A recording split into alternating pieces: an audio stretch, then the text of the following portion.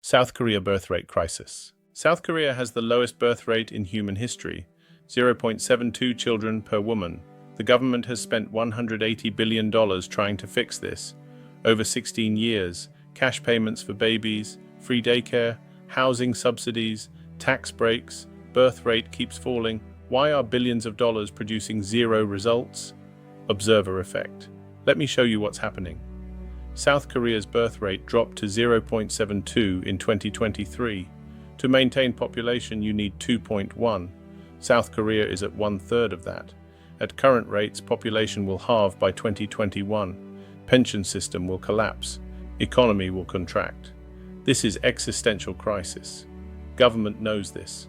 They're not stupid. They're observing real data showing demographic catastrophe. So they spend billions on incentives. Have a baby, get $10,000.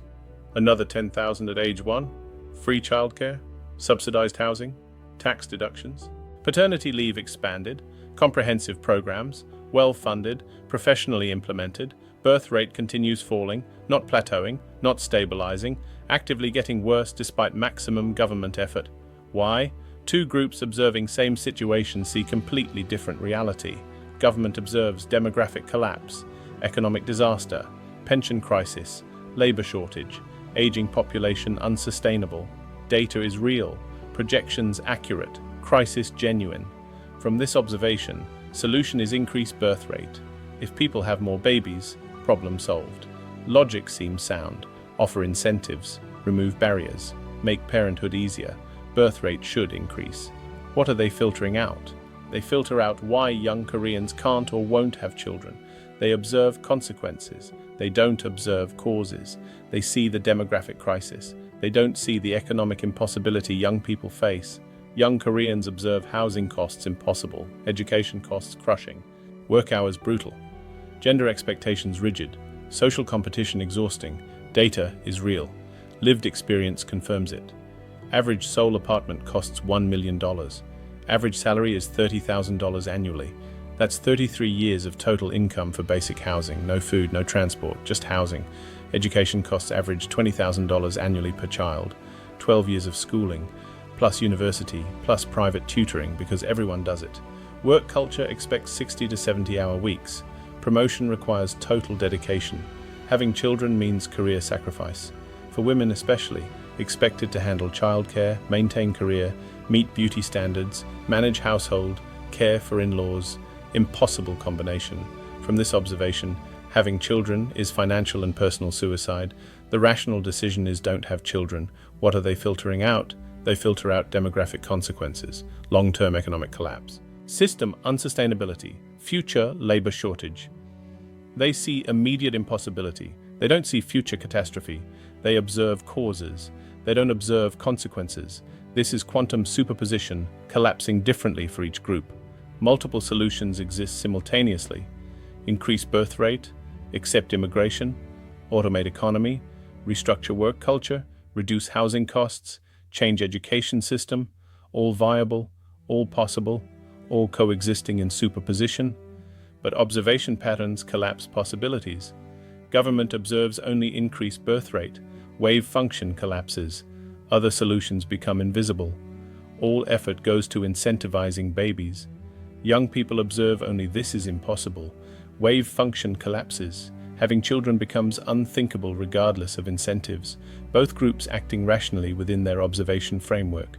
Both creating outcome neither wants. Government says we'll give you $10,000 to have a baby. Young Korean hears we'll give you $10,000. Your apartment costs $1 million. Your education costs $20,000 annually.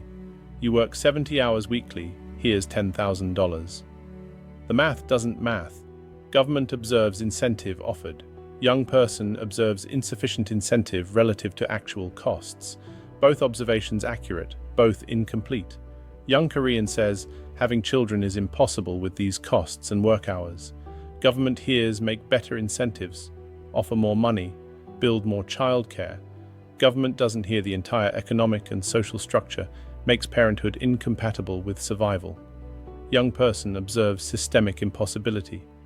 Government observes need for better programs. Both observations accurate, both incomplete. Robert Merton's self-fulfilling prophecy explains this perfectly. Government believes incentives work, offers incentives, ignores structural problems, birth rate falls, need better incentives, offers more incentives, birth rate falls further. Young people believe parenthood impossible, don't have children, economic situation worsens, housing and education costs rise, parenthood becomes more impossible, fewer children. Both feedback loops reinforcing through observation patterns. Confirmation bias amplifies it. Government seeks data showing incentive effectiveness, finds examples where incentives helped marginally, ignores overall trend, doubles down on failed approach. Young people seek data confirming impossibility, find housing costs, work hour data, gender inequality statistics, confirms observation, strengthens conviction to not have children, $180 billion spent, birth rate at 0.72 and falling. Not because South Koreans don't want children. Surveys show most want 2 children. Not because government isn't trying, they're spending historic amounts. Because observer effect prevents both sides from seeing what the other sees.